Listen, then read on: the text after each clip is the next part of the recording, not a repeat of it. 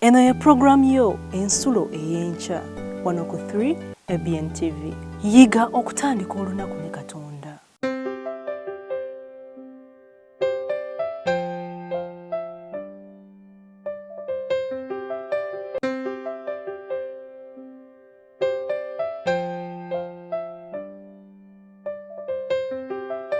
Omulabi waffe omulungi owa TV yaffe n'enganzi tukwaniriza nnyo mu linnya lya Mukama waffe Yesu Kristo. Ekyawandiikibwa kyaffe eky'essaawa eno kigenda kuva mu kitabo eky'Abakolinso ekyokubiri essula 5 olunyiriri lwa 19 lugamba nti Katonda yali mu Kristo ng'atabaganya ensi naye yennyini era nga tababalira byonoono byabwe era naffe n'atuwa ekigambo eky'okutabaganya.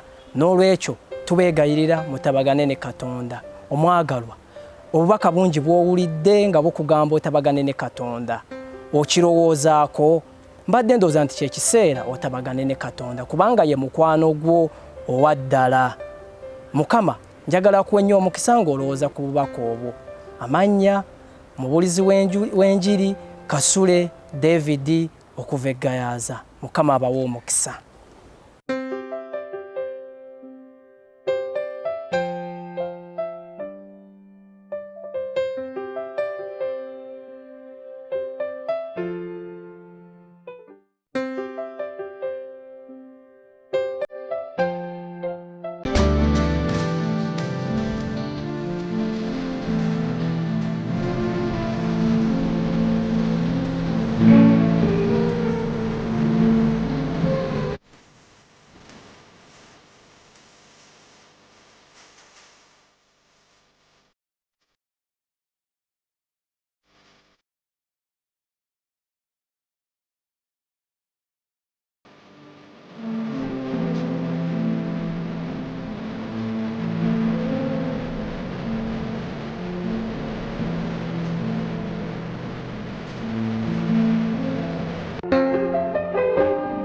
Atenderezebwe Mukama kubanga awulidde bye musaba.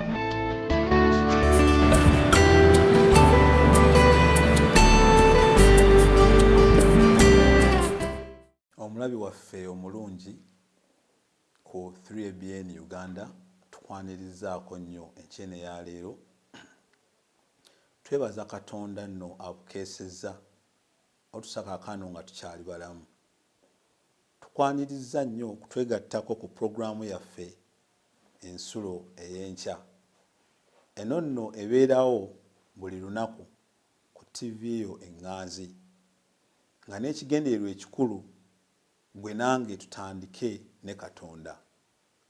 Ensi eno muganda wange ejjudde ebizibu nfaafa.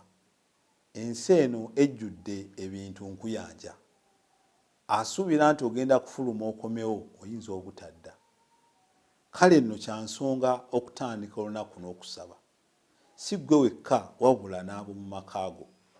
Kirungi okuyigiriza be tubeera nabo nti Katonda ky'ekintu ekisinga okuba ekikulu mu bulamu bwaffe. Bayibuli egamba yigiriza omwana omuto ekkubo ettuufu ne bw'aliba akaddiye talikola ki? Talirivaamu. Kale nno bw'okuyita abaana bonna ne bakuŋŋaana wamu mu kuyiga kiba kintu kya nsonga. Ate era kirungi okutandika n'okusaba kubanga tufuna emikisa gya Katonda gye yasuubiza abaana be abamwagala. Bw'onoogaana okuyiga ekigambo kya Katonda, emikisa gya Katonda munnange nno ojja kuba tokutteemu. Ayogera naawe bampita omukadde Lumbuye Dennis nga nsinzidde nno wano ku Kabulengwa Sabbath School. Kabulengwa Sabbath School tabi lya kanisa ya SDA eyitibwa Kampala Central Church. Eno nno ng'esangibwa ku lusozi wali Makerere ku luguudo lwe bayita Gaddafi Road. Bali basalaganye kiyite opposite ne LDC. Abayizi ab'e Makerere abakola amateeka we basomera. So ettabi lino era ekkanisa yeekola ki? Yeeritwala. Liyitibwa ttabi kubanga terinneetongola tukyali baana. Tuyina abazadde abatutwala be bali eri. Ekyokuyiga kyaffe ekyenkya eya leero kiriko omutwe ogugamba nti yafa mu kifo kyabwe, yafa mu kifo kyabwe. Era olunyiriri lwaffe tugenda dusanga mu Baruumi essuula 5. Baruumi essuula 5, oyinza okubikkulayo muganda wange, essuula 5 tuve ku nnyiriri 7 tukome ku 8. Otuuseeyo? Kale katusomere wamu. Kubanga kizibu omuntu okufiiririra omutuukirivu, kubanga omulungi mpozzi omuntu aguma n'okumufiiririra. Naye Katonda atendereza okwagala kwe ye gye tuli. Kubanga bwe twali nga tukyali n'ebibi, Kristo n'atufiiririra. Katusabe. Ayi Kitaffe Katonda w'omu ggulu, tukweyanzizza kubanga otwagala. Tukweyanzizza okutuyisa mu kyo kya leero n'otusakano nga tukyali balamu. Tukweyanzizza olwa Kristo Yesu, kubanga ye tugambye nti twali tukyali boonoonyi, ye n'atufiiririra. Tubeere nno Mukama nga tugenda okwongera okutegeera ennyingi zino kye zoogerako. Tuwa amagezi ag'okutegeera bye tugenda okuyigako. Bitubeere entanda eneetuyisa mu lunaku olwaleero n'obulamu bwe tulina bw'otuwadde, bwe tusalina okwegayira kwa Kristo Yesu Mukama waffe. Amiina.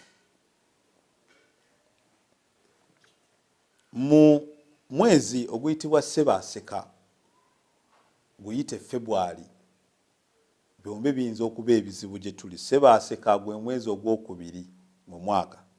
Ogusooka ye Gatonnya, January. February ye Ssebaaseka gwe gwokubiri. Naye mu mwezi guno gwa Ssebaaseka omwaka 1943, emmeeri enneetissi y'ebyokulwanyisa yali eseeyeeya. Yali emu ku ezo ezoolekedde ekitundu ekiyitibwa Greenland.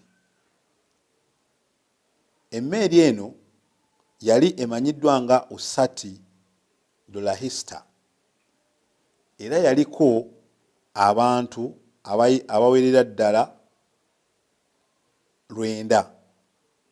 Yali mu ssematalo owookubiri. Tugambye yali eyolekedde ekitundu ekiyitibwa Greenland, naye ng'eriko abantu abangi obwenkanidde awo. Yaliko abajaasi, yaliko abasuubuzi, yaliko ebikozesebwa abajaasi, yaliko ebitundisibwa abalunnyanja, yaliko abantu ba bulijjo, nga nno etambula eyolekedde ekitundu ekyo. Okutambuza abantu abakola emirimu n'obuweereza obw'enjawulo mu ssematalo owookubiri kyali kintu kya bulabe nnyo. Ssematalo abasinga tumusomako mu byafaayo nti waliwo ssematalo asooka, ssematalo owookubiri. Tetunaaba ku ssematalo owookusatu era tusaba Katonda aleme kukola ki? Kubaawo.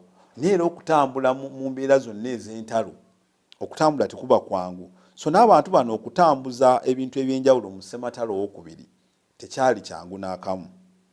Wadde ekyombo kino kyali kumpi ddala n'olukalu oluyitibwa Newfoundland, kyakubibwa era ne kibbira kya kitalo. Ekyombo, emmeeri gy'oyinza okuyita gaggadde, eriko buli kimu naye neekubibwa. Ndowooza oyinza okubeera awo n'ojjukira emmeeri eyayitibwanga Titanic, nayo ye ate bwe yakoona ice n'esaanawo. N'eno yakola ki? Yakubibwa bukubibwa. Yakubibwa ekyombo kye tuyinza okuyita kirubbira, submarine, eky'Abagirimaani. Abantu bangi baafiira mu njege eno, n'abamu ne bafuna ebiwundo. Wadde abaasimattuka baalina life jackets. Life jackets bw'oba wali ogenzeeko ku nnyanja, waliwo obuntu bwe bambala obugezaako obukooti, bagezaako okubwambala nti senga ogwa mu mazzi kajja kuyambako obutabbira, bwe tuyita life jackets. So tugende nti wadde abaasimattuka balina bu life jackets, naye bwali butono okusinziira ku nnamba y'abantu eyali ku kyombo kino. era bangi baali bafudde. Ku kyombo nno kino kwaliko abakwasaganya eby'omwoyo eri abajaasi. Abakwasaganya eby'omwoyo tutera obbasanga mu masomero, mu makanisa ne mu bajaasi. Basobola okubeerayo nga ku bano baalina abasobola okubasabirako ne babazzaamu ku maanyi. Naye ku kyombo kino nako bwaliko abakwasaganya eby'omwoyo baali 4 mu muwendo. Kwaliko Omukatuliki omu, Abangirikaani 2 n'Omuyudaaya omu. Era bano be baalina obukookolo 4. Ekyewuunyisa nno mu nsonyiuko si bukookolo, abaalina bu life jackets buno 4 bwe baalina okwambala beetaase. Naye ekyewuunyisa nno abantu bano baasalawo bakwate life jackets zaabwe baziwe abantu abalala ku kyombo. Jjukira ekyombo bwe bakikuba amazzi gakiyingira, ekiddira kiba kugenda nga kikkirira mu mazzi, osubirawo obulamu awo era kiba kigenda kusaanawo. Naye bakwata life jackets zaabwe aye ne baziwa abajaasi abalala 4. Kati abantu abalala abaalina life jackets baawona ne bane ezaabwe ze baalina aye ne bazikwata ne baziwa abalala, bo ne basigala nga tebakola ki, tebalina. Kye baakola kwe kwegattira wamu n'abalala abangi abaali tebalina life jackets abaali abayitirivu, ne babagumya nga bayimba ennyimba za Kristo wamu n'okubasabira. Baakola nno kino ng'eno emmeeri bwesaanawo mu mazzi era bonna ne bafa kitalo. Bannaddiini bano 4 baawaayo life jackets zaabwe ze baalina okwambala bawone. Baaziwa abamu ku bajaasi, tebaaziwa bonna kubanga zaali tezimala. Naye abasajja bano beewaayo oba baawaayo obulamu bwabwe eri abalala. Abajaasi tebyali mikwano gyabwe mu katulonde mu ggwoone, tebaagiwa mikwano gyabwe era tebaagiwa bannaddiini bannaabwe nti ffe katuzisigaze. Wabula baaziwa abajaasi eyalina omukisa ye yakola ki, ye yafuna. Bo ne beewaayo nga ssaddaaka eri bannaabwe ne bafa. Ntunuulira nnyo obubenje. Oyinza okubeera nga oli ku TV n'owulira akabenje, oba oli ku radio n'owulira akabenje. Naye ogenda okuwulira nga bagamba nti oba takisi yabaddemu abantu 14, bonna abasinga baafudde, naye driver oba omugoba wa takisi yabombye n'akola ki, ye n'awona n'adduka. Abantu abasinga obungi bagezaako kwetaasa bo babeere balamu. Owa takisi bw'afuna akabenje ajja gezaako nti emmotoka agivuga ekimutomera kireme kutomera ye, yaawo n'abalala bakole ki, bo bafe. Naye nno munnaye guno si bwe gwali ku bannaddiini bano. Bo baawaayo obukookolo bwabwe obwandibayambye okusimattuka, mwana wattu ne bafa ne bannaabwe enkuyanja. Omwana wa Katonda eyatonda eggulu n'ensi naye si bwe yali. Tubikuleko mu Yokaana essuula 1. Yokaana essuula 1 olunyiriri olwokusatu. Yokaana essuula 1 olunyiriri olwokusatu. Wagamba ebintu byonna byakolebwa ku bwoyo, era awataali ye tewaakolebwa kintu na kimu ekyakolebwa. Buli kye tulina ku nsi kyakolebwa kwa Kristo. Naye ate okufaananako abasajja bano bannaddiini abaali ku kyombo, naye teyali nga ffe bwe tuyinza okulowooza okwerowoozaako. Yalina okwagala mu mutima, ng'ate ebintu byakolebwa ku ye yandigambye ate oba ebintu byange nze nabitonda. Si bwe yakola. Yalina okwagala mu mutima gwe eri ensi eno eyali egudde, n'awaayo obulamu bweffe tubeere ki, tubeere abalamu. Mujjukire ekyatutuukako mu lusuku Adeni. Adamu ne Kaawa bwe baayonoona mu lusuku Adeni, Bayibuli egamba twali baakubula emirembe gyonna. Bikkula nange mu Lubereberye essuula 2 olunyiriri 17. Lubereberye essuula 2 olunyiriri 17. Naye omuti ogw'okumanya obulungi n'obubi togulyangako, kubanga olunaku lw'oligulyako tolirema kufa. Katonda bw'atyo bwe yatugamba mu lusuku Adeni nti lwolira ku muti ogw'okumanya obulungi n'obubi tulikola ki? Tulirema kufa. Naye nno kino tekyatengula bajjajjaffe, era omuti baakola ki? Baagulya. Naye enteekateeka ya Katonda yaliwo. Kristo gwe twogeddeko eyatonda eggulu n'ensi yali enteekateeka agirina ey'okujja okutulokola. Wadde Katonda yali alabudde nti bwe mulira ku muti ogwo temulirema kufa, naye Kristo teyatuganya kufa. Amiina. Kristo teyatuganya kufa. Tusomeko mu ssuula ey'okusatu awo wennyini we tubadde, Lubereberye 3:15 wagamba watya? 3:15 wagamba, nange obulabe n'abuteeka wakati wo n'omukazi, era ne wakati w'ezzadde lyo n'ezzadde ly'omukazi. Ezzadde ly'omukazi lirikubetenta omutwe, naawe oliribetenta ekisinziiro.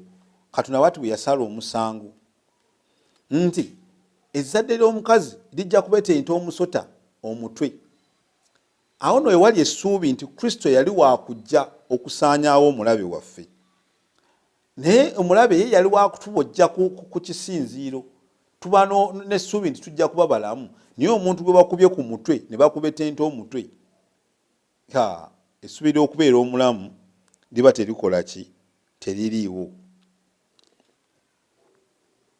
Wano nno we wava essuubi ly'obulamu.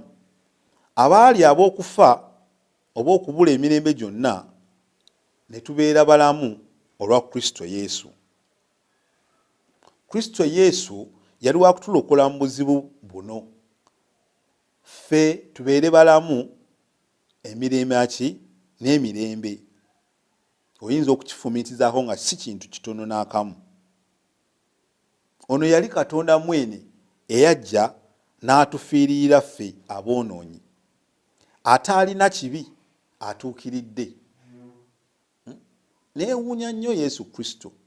Bwe nalinga omuto nga ntandise okuyiga ku Bayibuli nga ngamba naye ddala Katonda ekyamuleeta okutufiirira, era naawe oyinza okukyebuuza, talina kibi, si ye yayonoona, si ye yali ekibala, naye n'asalawo ajje atufiire ffe tubeere ki? Abalamu. Wali otunuulidde Kristo bye yayitamu okuviira ddala nga amaze okuweebwayo Yuda, bamutwala paka bwe yakomerebwa, obulumi bwe yayitamu, okuswazibwa kwe yayitamu. Naye byonna byonna teyabitunuulira, teyabirowoozaako, n'asalawo ajje afe ku lwaffe. Yesu Kristo mu kufiirira ensi teyasosola nti nfiiririddemu bano. Oba okulondamu baafiirira, yajja afiirire ffenna. Agamba leero nti amukkiriza abamulamu emirembe gyonna. Gwe kasita okkiriza Kristo ng'obulamu omaze okubufuna. Yokaana 3:16 olunyiriri abasinga obungi lwe tuyiga nga tukyali bato. Katonda bwe yakola ki? Bwe yagala ensi bw'atyo n'okuwaayo n'awaayo omwana we omwakola ki? Buli amukkiriza aleme okubula wabula abe n'obulamu obutaggwaawo. Oba tolumanyi bikkula nange Yokaana 3:16 waga kubanga Katonda bwe yayagala ensi bw'atyo n'okuwaayo n'awaayo omwana we yazaalibwa omu yekka, buli muntu yenna amukkiriza aleme okubula naye abe n'obulamu obutaggwaawo. Amiina. Buli muntu akkiriza Kristo abeere n'obulamu obutaggwaawo. Saagala weerabire gye tuvudde. Yafa mu kifo, wage yafa mu kifo kyabwe gye twavudde. Kristo afa mu kifo kyaffe, buli amukkiriza aleme okubula. Ensi ejjudde abantu bangi abayinza okwogera mbwa nze Kristo mukkiriza naye nga tetukolanga kigambo kya Katonda bwe kigamba. Oba tomukkiriza, bantu bangi oli n'omusanga mu kirabo n'aganze nzikiriza Kristo naye ng'atambula nga ye bw'akola ki bw'ayagala. Kristo teyafiirira balala, yafiirira ggwe nange. Tuyinza okufumiitirizaako abasajja abana abaafuna life jackets ezaali ezaabwe bannaddiini baazibawa kubanga emmeeri oba eryato biba litambula batera okuwa abantu ebinaabayamba singa baba walabiseewo ki walabiseewo obuzibu. Singa baba walabiseewo obuzibu ne baweebwa ki kye baneeyambisa. So abasajja bano baalina life jackets zaabwe ze baalina okwambala babeere balamu era be baali bakwasaganya eby'omwoyo ku kyombo. Naye baawona okufa? Tebeerowoozaako. Kristo teyeerowoozaako ng'ali mu ggulu. Ffe bwe twali eno mu nsi, Katonda atugaanye okulya ku muti ogw'okumanya obulungi n'obubi. Kristo eggulu ne libuuza ani anaagenda okununula ki omwana w'omuntu. Teyeerowoozaako n'aleka ebitiibwa bye byonna eby'obwakatonda n'asalawo ajje abonaabonere ku nsi eno okutuuka ku ssa ery'okufa, ate okufa okw'ensonyi. Ebintu bye basinga otulaga wano ebifaananyi nga Kristo ali ku musaalaba ati batulaga nga waakiri bamubisseeko ku nsonyi. Naye munnange si bwe gwali. Kristo yafa okufa okw'ensonyi. Ndowooza otegeera kye njogera. Naye nga ekyamutuusa ku ekyo kiki? Kwagala. Katonda bwe yayagala ensi n'okwaayo n'awaayo omwana we, ayagala ani? Gwe nange. Talina muntu mulala gwe yali akola ki? Gwe yali ayagala. Wabula yali ayagala gwe nange tubeere balamu. Okufa mu kifo kye. Yafa mu kifo kyaffe. Ekyo kirowoozaako muganda wange gwandaba enkyene eya leero nti ebyo by'okola, ebyo byenkola ate bibanga ebizza Kristo ku musaalaba. Ebyo tukola nga tugenderedde, nga tetugenderedde ne tulowooza nti twekwese nnyo ate tubanga abazza Kristo ku musaalaba. Lowooza ku ebyo by'okola. Lowooza ku ebyo by'okola ebitatuukiridde. Tuba tuzza Kristo ku musaalaba. Ate nga tewakyali ssaddaaka olwaki? Olw'ebibi. Bannaddiini bano baasalawo okufa n'abantu enkuyanja. Si kuba nti obulamu baali tebabwagala. Beeyambula ekyalina okubawa obulamu. Beeyambula life jackets zaabwe ne baziwa abalala. Abo be baaziwa simanyi kye baalowooza nga bo bawonye. Ng'omaze okuwona naye ng'owonye ku lw'omuntu omulala afudde. Bwe baatuuka ku lukalu baalowooza batya mu mbeera eno eyabatuukako? Ng'oli akuwadde kyabadde alina okutaasa obulamu bwe. Gw'owonye ate ye afudde. Era obeera awo n'omulowoozaako ennaku ze zisinga obungi. Noga yali gundi ye yamponya. Senga teyali gundi sandibadde mu mbeera eno. Baali bannaddiini abaayo ebyambalo byabwe eri abajaasa abana era bo ne bawona okufiira mu ki? Bo n'abantu abalala bangi ne basaanawo mu ki? Mu kyombo. Omanye okufa ng'olaba emmeeri egenda ekkirira mpola mpola mpola ng'amazzi bwe gakola ki? Bwe gakitwala. Paka bwe baasaanawo. Ne Kristo bw'atyo bwe yali eri ggwe nange. N'asalawo okuleka ebitiibwa bye eby'omu ggulu.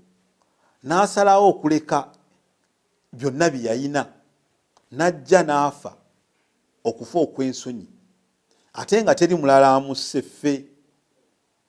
Kubanga ffe twalina okufa mu lubereberye. Bwe twalya ku muti, Katonda yali atuwadde ekibonerezo. Temulira ku muti ogwo temulirema kufa.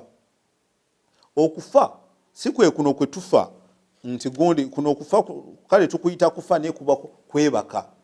Ne waliwo okufa okw'emirembe n'emirembe. Kubanga bwe tutunuulira nti kuno okufa kwa kiseera, Kristo yatulaga bwe yagenda emagombe n'ennaku mmeka 3 era amagombe tegaamuyinza.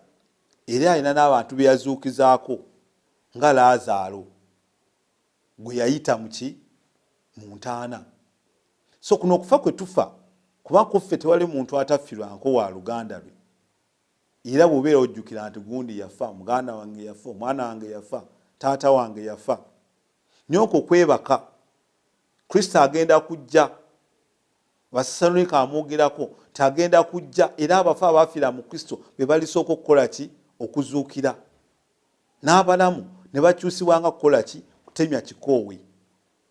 Olunyiriri olwo lugamba abafu abafiira mu Kristo. Kitegeeza nti waliwo abantu abagenda okufa nga tebafiiridde mu Kristo. Okyalina omukisa muganda wange ggwe andaba enkyene ya leero. Okukkiriza Kristo nga bw'agambye mu Yokaana 3:16 ti Katonda bwe yayagala ensi eno n'okuwaayo n'awaayo omwana we omu, buli amukkiriza aleme okubula wabula abe n'obulamu obutakola ki? Obutaggwaawo. Okyalina omukisa ng'okyalina amaaso agalaba, okyalina okulowooza mu ggwe, okyalina okufumiitiriza, okuleka ago amakubo g'oyitamu, okuleka obutali butuukirivu bw'okutte, nodda ku kkubo eggolokofu, nodda ku Kristo kikyagamba. Kubanga abafu bokka abafiira mu Kristo be bagenda okukola ki? Okufuna obulamu obutaggwaawo. N'abalibeerawo ekiseera ekyo n'alyegomba ennyo okubeera omulamu ekiseera ekyo. Ye simanyi oba Katonda alinsanga ndi mulamu. Nene bw'alinsanga nga maze okwebakira eringi mu nfuufu y'ensi, naye nina okusaba n'okukkiriza ngenda kubeera omu ku abo baaliyita mu nfuufu y'ensi abalisooka okuzuukira. Nsaba nawe kaakano okyuse obulamu bwo, obeere omu ku abo Kristo baalikoowoola ng'azze okutuwa obulamu obutaggwaawo. Tuleme okubula emirembe n'emirembe nga Sitaani bwe yatulimba, wabula tubeere balamu. Nga tutandika olunaku olwaleero, tusaba Mukama atubeere, tukyuse amakubo gaffe ag'edda, tukole ekyo Kristo kyatwagalamu, tubeeralamu emirembe n'emirembe. Mukama akuwe omukisa. Katusabe. Kitaffe Katonda w'omu ggulu, twebazizza olw'enkyene ennungi gy'otuwadde, tweyanziza olw'ekigambo kye tuyizeeko, kitubeere n'entaana y'okutuusa mu bulamu obutaggwaawo, otuwe olunaku olungi nga tufuluma. Emisajja gibeera naffe ffenna, tusalina okwegayirira kwa Kristo Yesu Mukama waffe. Amiina. Yiga okutandika olunaku ne Katonda. Olwo nno ebisuubizo bye birabike gy'oli.